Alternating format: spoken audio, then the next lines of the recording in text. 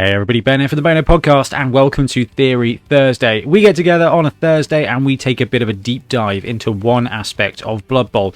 Whether it's stats or strats, we dive as deep as we can and see what we can learn from this game that we love, in the vain hope that every now and again we're going to learn something that makes us better at playing. So the Blood Bowl 2022 Almanac landed last week and there's a couple of pieces in there that are going to be pretty interesting for your Blood Bowl league, and the biggest one that we wanted to kind of pick out and do a little segment on was the inclusion of star players in your league teams as permanent fixtures. So what we're going to do is we're going to have a look at the rules, we're going to break down how they work. So if you're running a Blood Bowl league and you are thinking about picking up the Almanac, or you want to know what's in there that's worthwhile, check out our podcast from the weekend where we talk through all the bits of the Almanac, but this is where we take a deep dive into long-term star players.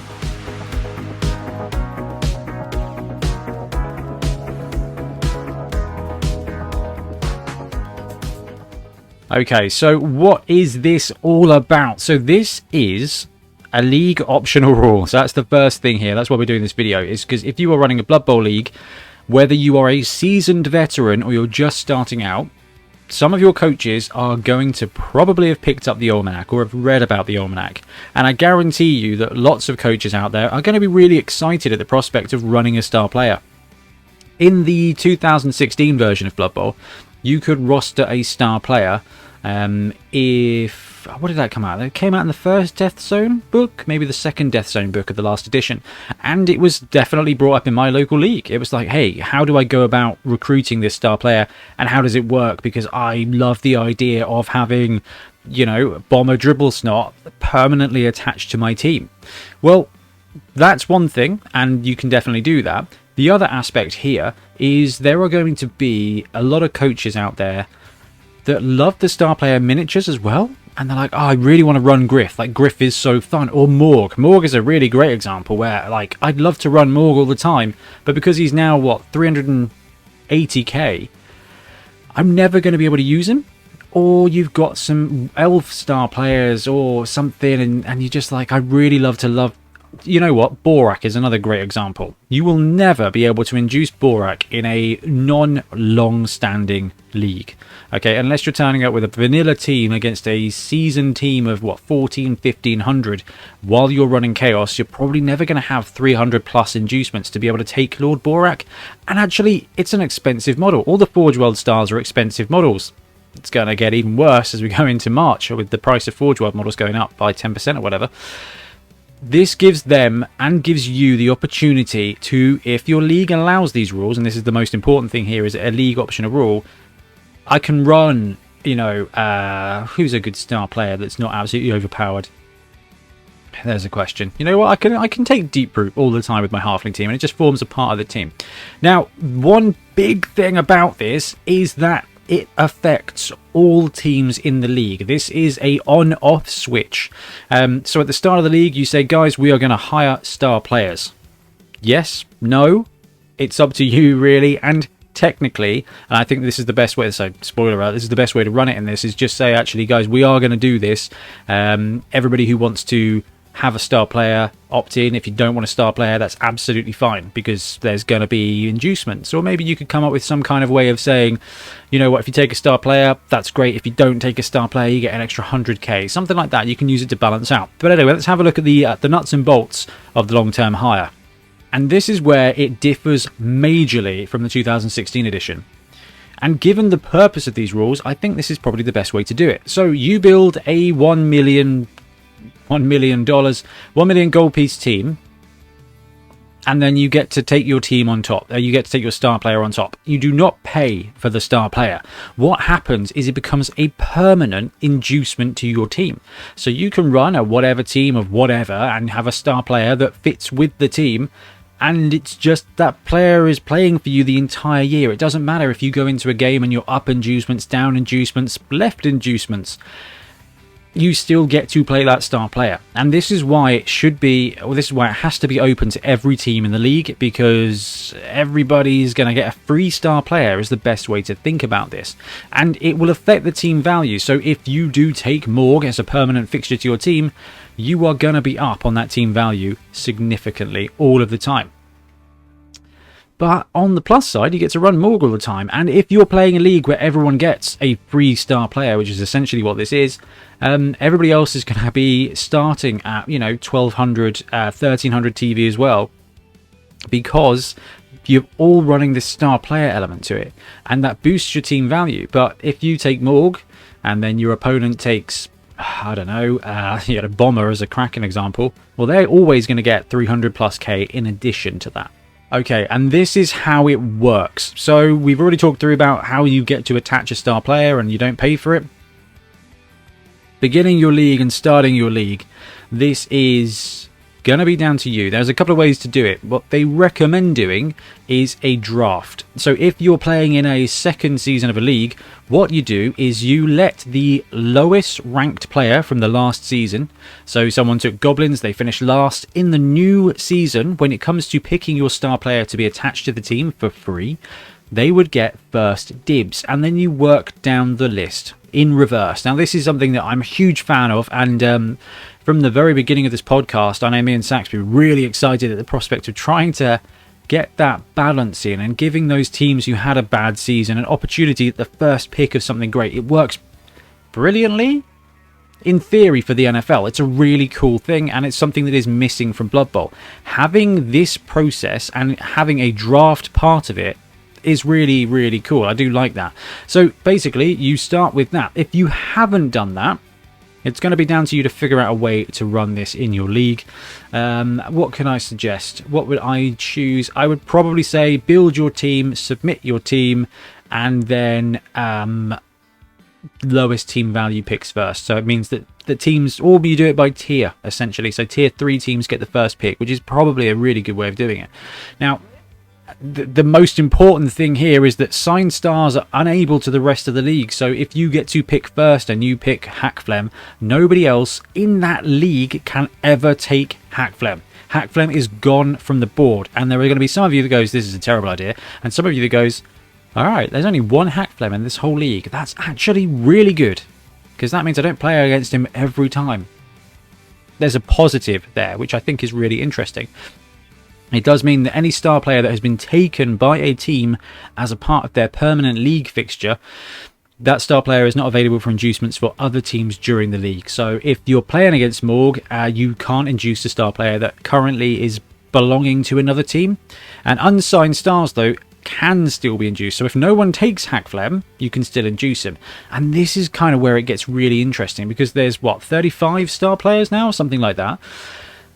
And if your league has got 12 to 20 teams, there are going to be some star players that don't get signed. And it's going to be a very different meta. And I think that's one of the most interesting things about this is you think getting someone to permanently hire Hackflem is going to be garbage. But actually what it does do is it reduces the amount of games that people are going to be running Hackflem, for example.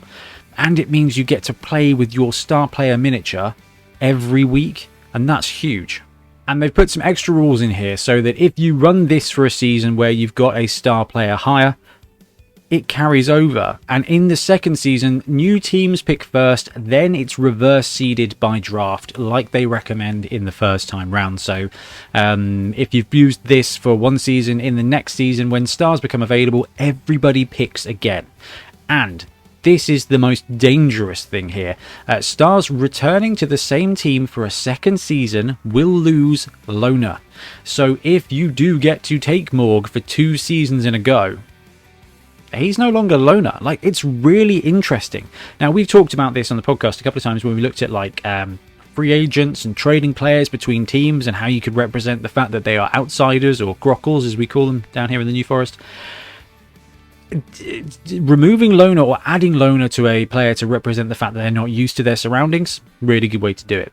Taking it away to represent the fact that they get used to playing for this team, really good way to do it. So what this does is if you play a league that takes 2 to 3 months, You know, a shortish league, really, if you think about it, but actually that's not too bad. You go into that next season, you redraft, you want to be hoping that no one's taken the star player you took last time, and there are going to be other coaches that are out there thinking, well, somebody's got to take this star player or they're going to end up without loaner. And it's a really cool way to start building up that franchise feel, and that's something that Blood Bowl is so good. That's the RPG aspect of Blood Bowl. You build your story, you build your team, you build your characters on the team. And, you know, just look at the Super Bowl this year. Okay, Matt Stafford, star player quarterback, to be fair, always played on a garbage team. You know what? The Rams got him, and it works really well. And it's the kind of like, you get these names that fit with sports teams, and it builds a really cool story. Tom Brady, right? Probably the quintessential superstar for the NFL, got picked by a different team. And then that team had a different story because of it, but it was still a star player. That's the kind of thing that this represents in Blood Bowl, and in that regard is pretty great. Okay, so those are the rules for long-term star players from the Almanac. You've listened to them, now you can start thinking about whether or not you're going to run them in your league. Would I run them in my league? Okay, pro side, players that love certain star players, and other star players that do not frequently get used are going to see play. Okay, there's going to be that chance to use Grim Ironjaw that you wouldn't normally get a chance to use. The White Dwarf, you know, there's a bunch of cool star players out there. You know, Scylla and Fingram's a great one. Like, when are you going to be down enough to be able to take Scylla? It's really cool, and in that regard, I love it. The downside here is that you have to have a very set league, and your whole league has to be bought in. And the more league players you've got, the less likely you are, the more likely you are to want to have a conservative and simple rule set, as you want things to be as accessible and understandable for all the different ranges of experience and enthusiasm that you end up in a league. In a league, there are going to be some players that can go every week, that love it, that love the competitive side, or that they love the creative, crazy side. And the bigger the league, the bigger the mix, and I think you're going to have a hard sell at some point with some coaches. I think a really great way to do this would be a hybrid system, and you probably have to offer something to those teams that don't get a star player.